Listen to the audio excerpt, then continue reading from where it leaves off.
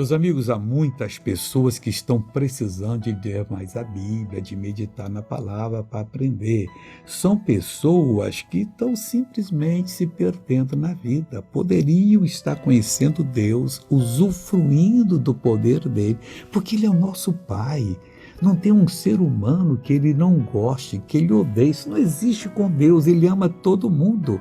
A pessoa mais perdida, Deus quer que ela seja destruída? Não, que ela venha ao arrependimento e possa nascer de novo para poder ir para o céu. O Salmo 113:5 diz assim: quem é como o Senhor nosso Deus que habita nas alturas? Não tem igual. O ser que olha a gente no pecado e tem dó de nós, tem misericórdia, envia o seu Espírito Santo para nos convencer da justiça, do pecado, do juízo, para nos tirar das trevas e nos colocar na posição de vencedores. Toma a decisão hoje, não tem como ele supera tudo o melhor que você poderia pensar dele.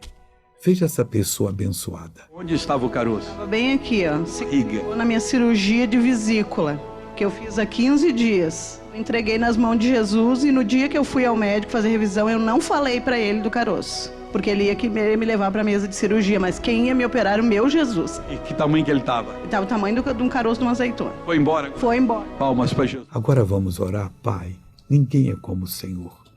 Eu oro por essa pessoa que tem, por causa de um pecado, ó Deus, uma coisa louca que dura poucos minutos ou segundos, tem, ó Deus, se deixado levar pelo inimigo e vai para a perdição.